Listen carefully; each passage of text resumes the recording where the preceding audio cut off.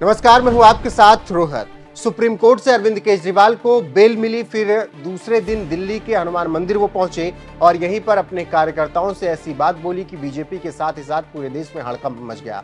और फिर तो चर्चा चल पड़ी कि नरेंद्र मोदी के बाद बीजेपी का नेता होगा कौन, और इसी से अब तूफान आया हुआ है राजनीति में। चलिए बताते हैं क्या है पूरा मामला।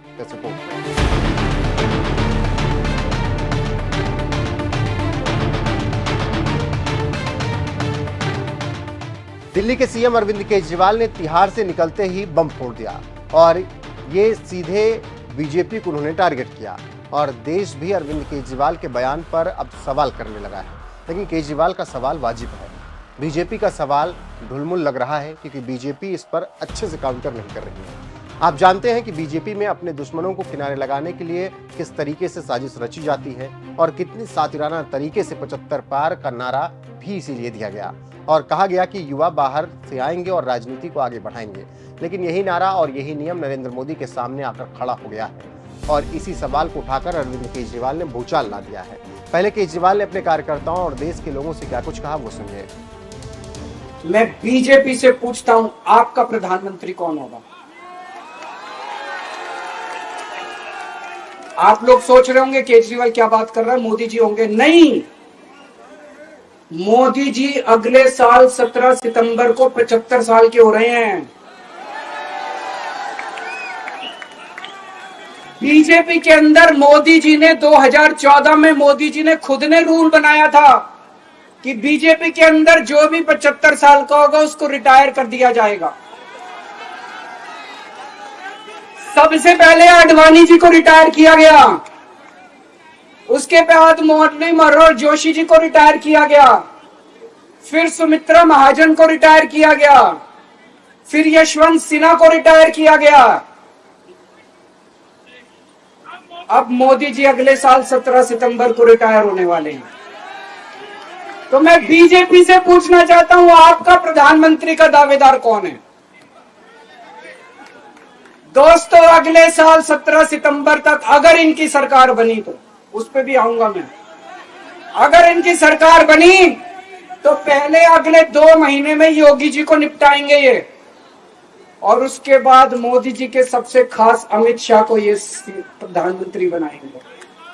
तो मैं लोगों को, देश के लोगों को आगाह करना चाहता हूं, मोदी जी अपने लिए वोट नहीं मांग रहे। मोदी जी अमित शाह को प्रधानमंत्री बनाने के लिए वोट मांग रहे हैं। सुना आपने क्या कुछ कह रहे हैं दिल्ली के सीएम अरविंद केजरीवाल। बस इसी बात से राजनीतिक विश्लेषक अब अपने अपने स्तर से विश्लेषण कर रहे हैं। उसी कड़ी में अब बीजेपी सफाई देते फिर रही है, लेकिन जनता के दिल में कहीं ना कहीं शंका पैदा हो गई है और बीजेपी जवाब देने से पीछे हट रही है।